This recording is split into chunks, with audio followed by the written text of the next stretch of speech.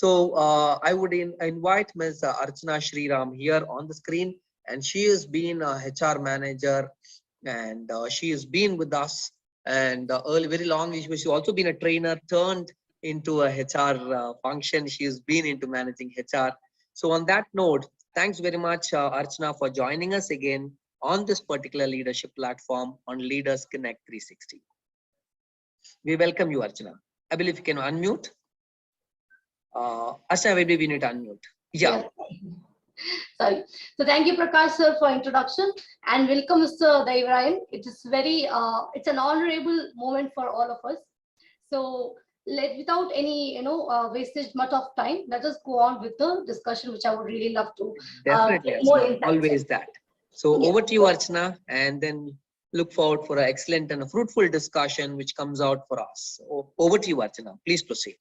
Thanks and best wishes, Archana. Yeah. So here's something which I would really like to put forward as the first part of discussion.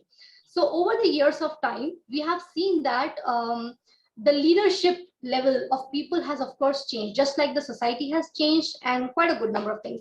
Most importantly, earlier we saw that the founders or the co-founders of the organization, the company, they used to hold the important decisions.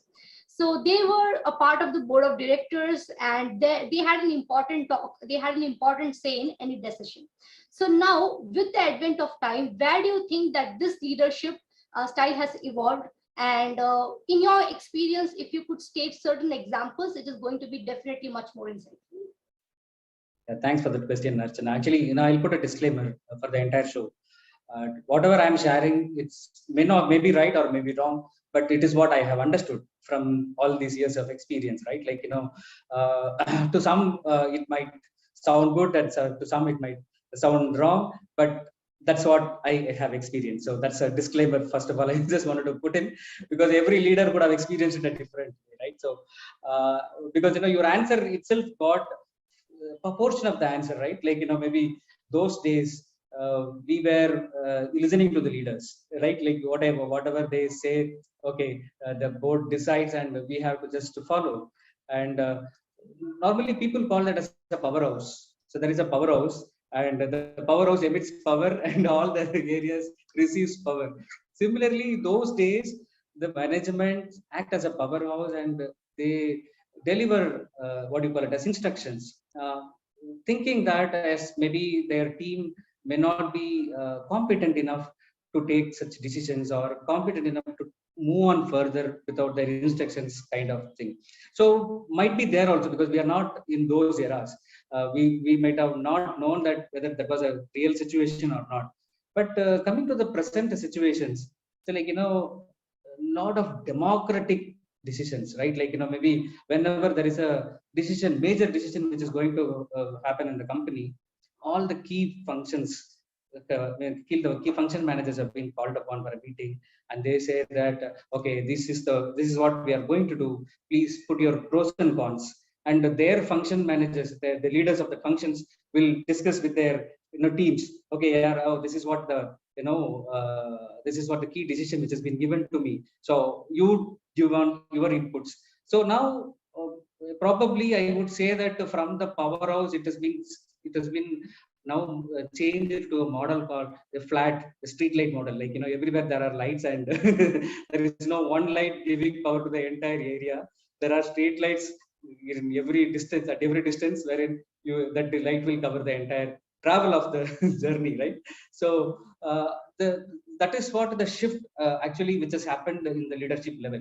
And also going more deep into that, those days only the operations people have become leaders, right? Like, say for an example, if it is a manufacturing company, only the person who was very good in manufacturing or who knows the entire, say for an example, automobile engineering company. So an automobile engineer who knows the entire process will become a CEO or a managing director or something like that, right? But the case is not there like that now. Like, you are having HR people becoming the CEOs, the finance people becoming the CEOs, marketing people becoming the CEOs, leaders. It says that, yeah, hi, like, every individual has a potential to rise as a leader. So not only one function, like not only HR function, not only finance function, not only production or function, or not only operations function. Every function has a capability to rise up to the leadership level. So now the trend is like maybe everyone can become a leader, provided they have the skills, required skills. So maybe to name a few of HR, person became a CEO. Like one of our chief guests earlier in Leaders Connect was Padmakar. He was heading the HR, and later on he became the CEO for Bharat Petroleum Corporation Limited. Actually, he was from HR background and he was heading HR. And similarly, like Renu Sati, so she was a CEO of Paytm. She was also from looking after HR. And Mary Ban, she was the first female CEO of General Motors. And to name a few, Leena Nair, she's a CEO of Channel. She's also from a HR background. She was heading HR for Unilever at London, but now she's heading heading CEO as a Channel. And from finance, WNS Group have Murugesh from finance background as a CEO, and Vishaka from ICICI, Miss Vishaka from ICICI, she's from finance background, heading naturally that banking sector. So now the trend is there, like everyone and anyone can become a CEO, provided you have the skill set, right? And the most important skill set, what I would see in all those people, is the people skills, and their focus on the what you call it as delivery. So like what is required by the company, right? They are very clear. The picture is very clear for them, and they work towards that. And the managing directors are the board who appoint CEO, right? Like the only board appoints CEO. They were impressed upon these people working towards that goal. Let it be finance, let it be marketing, let it be anybody. So they are very much impressed on these people working towards the goal, and that's how the new era of leadership has come up, are coming up in these days, and it's a good move. That's what I can say. So I hope I have answered your question. It's bang on, spot on. I really, really appreciate. In fact, all of us are, agreeing to this point said by you, that any one of us can be leaders, provided, of course, we have the skills. I would sum it up saying as, leadership is something with which we are born, or even if we are learning it from somebody, along the way. I would say that leadership is not about having the power; it's about empowering the people. Yes. Yes. So that's where I think you're right on the aspect that, we all agree on this aspect, that it is a whole lot about the skills and the abilities of the person. If the person has the people skills, there you are, becomes a leader, irrespective of what is the background domain of that person. Here is something which I would really like to add, sir. So being from the HR background, taking interviews is, like a part and parcel of my professional life.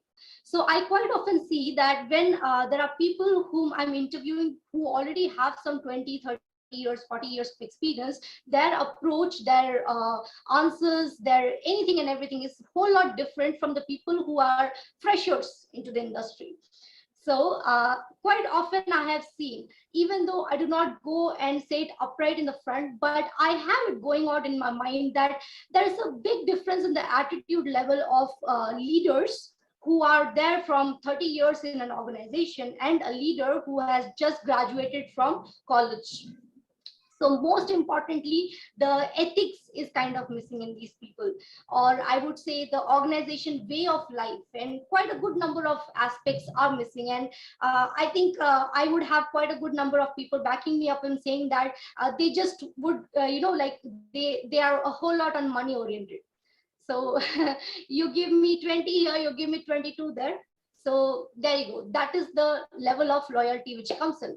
So what do you think, in your experience or in your point of view, how can this leadership skills, which you are actually talking about right now, which we all are listening to right now and advocating it, how do you think these leadership qualities can be imbibed upon these freshers or the new coming generation?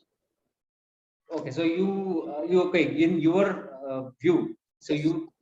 you have also told a part answer of that, right? Like the experienced persons are more or less like, stabilized, and they I'm know so sorry. I what. have to probably keep my question very brief. No. Actually, see, like, maybe what I'm saying is, like, as you rightly said, the experience differs, right? The experience has a difference, right? So when you are a fresher, you don't know about what is industry, right? Like, because when I have entered industry, I know what, okay, some money will come into my bank account, and I have some PF, and I can enjoy with that later. What else I know as a fresher, right? Like, I don't know anything about the industry, how the industry works, or how the industry is behaving. I don't know anything, as I'm just freshly graduating out of the college, from parents' money, and I so far I have only spent. I don't know how to earn, and I don't know how to save. So the mindset is so more about the money, and like, how much I'll get, how much I can spend, all this stuff.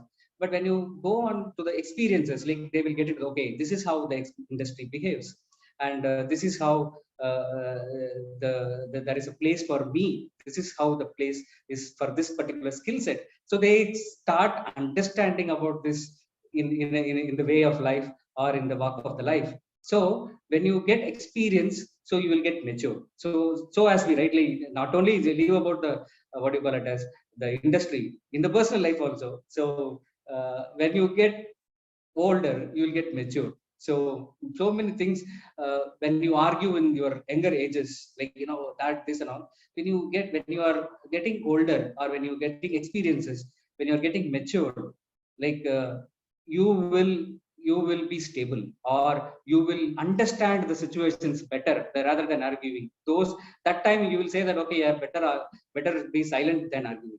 So I don't get anything by arguing, so I let me better be silent. So that maturity comes when you get into the industry, when you get exposed or experienced to various levels of people, and that's where the difference is. But however, I would say to the young generation people, like, about bonfire, right?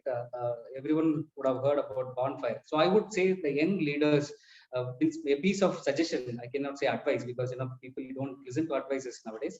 So one suggestion is, be like a bonfire, with your leaders, with your immediate manager, or with your immediate leaders. So why I'm saying is that, no so close, no so far.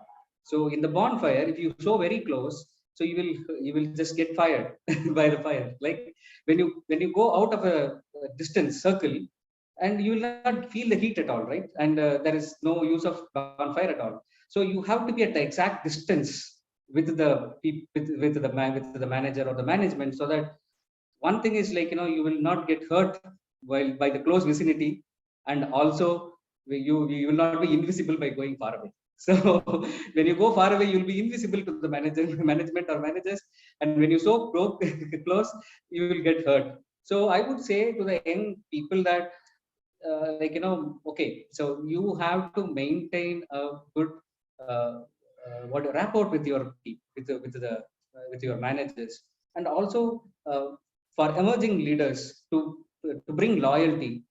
You don't focus on only on your department. Say for an example, you are working in HR. Might be you are as a HR manager, you might be knowing that what finance does, or what your business does, what is the business requirement, what is your finance requirement, and maybe when you're doing your budgeting for salaries and all. Okay, so what is the budget for this year, and how will I allocate to different people? So this is how, when you mingle with other departments, then you will get the transparency. How it comes, right? Like, when you start mingling with other people and other department, the transparency automatically will flow in. So there is no kind of barrier to that. Only thing is, like, people now, the young generation is will be, most of the people, I'm saying, not all, will be limited to their, what you call as the boundaries. Okay, I'm a programmer, I'll just do my program and I'll go back. And I am a HR specialist, and I do my payroll attendance. That's all my work, and I'm done with. But they're not interested to learn the other functions, which I would say that, if that is there, definitely this loyal ethics, everything will flow in. So maybe my piece of suggestion would be, like, mingle with people, understand the differences. Definitely differences will be there. Like, in our own family, like brother and sister is not same. So definitely there are differences. So please understand the differences and try to accept the differences. That's what I can say to the younger generation. Thank you so much, sir. This is in fact something useful for me as well.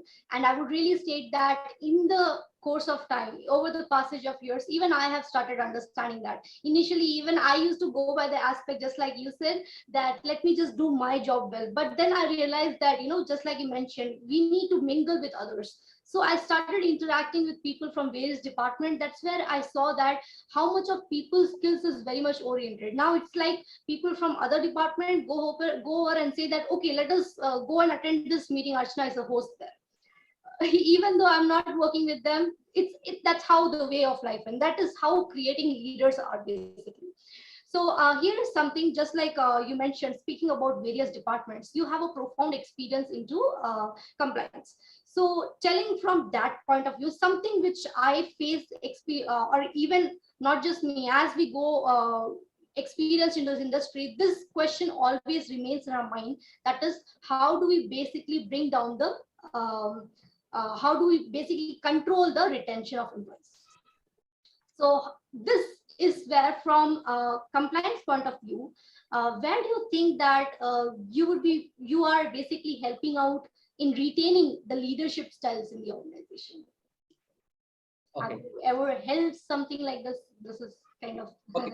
So maybe you see, like, compliance and compensation benefits, everything go hand in hand, right? Like, maybe the compensation and the compliances. See, like, I would say the leaders. So, like, maybe at what point of level also let them be. The leaders should be compliant. Why the leader should be compliant, right? Because I am from a compliance background for about now 17 years, 17, 18 years. So I would say why compliance is important. And see, like, one quick thought to understand this. So how to drive a motorcycle, and you say you just drive a motorcycle and you are going out in the streets, maybe with a proper helmet and all. But you don't have a license. You have not taken a license. How how how would be your mindset, or how would be your heart? Will you be enjoying the ride, or will you be like thinking that, hey, the policeman will catch me, or when the policeman will catch me, how what fine they will collect? How would your mind would be like?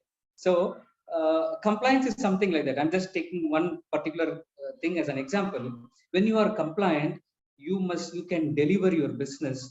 You can deliver your what do you call it as the yeah, efforts. You can deliver your work very freely without anything at the mind, right?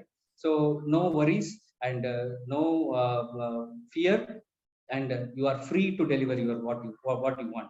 But at the other way, if at all you are not compliant, what person will come? How the reputation will go? Say, for an example, nowadays, not like earlier, it will come the next day paper, it will appear. Nowadays, in the flash, in the video, WhatsApp video, and the Facebook, Twitter, if some company goes wrong, okay, yeah, this company have slapped a person, so it will flash on in all the websites, it will be all the Twitters and all this stuff. So we are in a very fast world. So the reputation, the company's reputation will go off in compliances.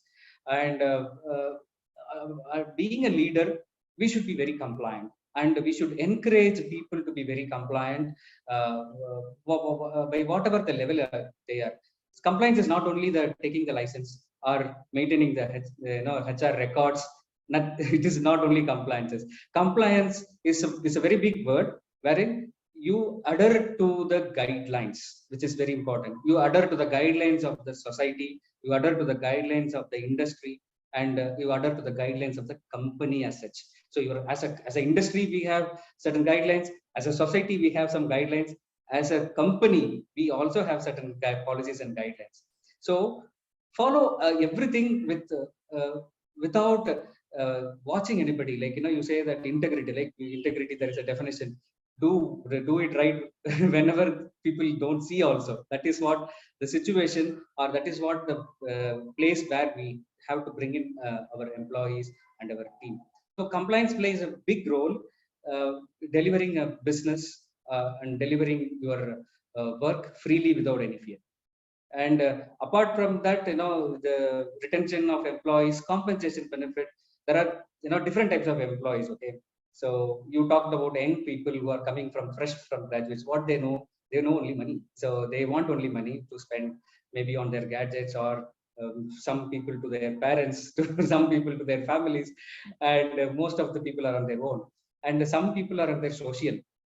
When you grow up, say for an example, he get married or she get married, they have a family, then their social needs will increase. They will more look upon, okay, yeah, did I have a family insurance?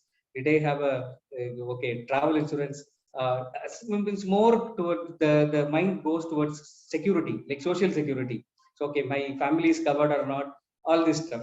So when you go up in the ladder, maybe in the top management, they will be striving for the authorities. Okay, so today I'm taking care of one region. Tomorrow, if some other region comes in, they will be very happy.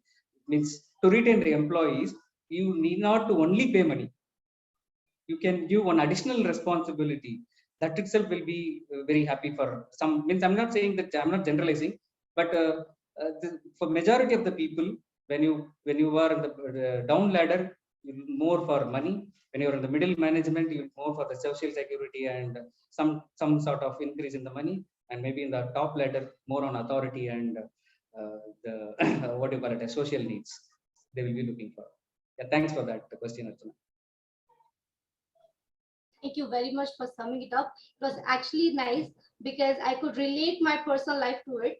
I just this morning had a discussion on retention with an employee, and it actually led to the same thing, just like you stated. So it was not on the money orientation, it was also giving on certain responsibilities. We went ahead and spoke to the manager to consider the person for another department's role, which was at a slightly higher level than what the person is working right now. So this is something very nice and something really beautiful to look forward to.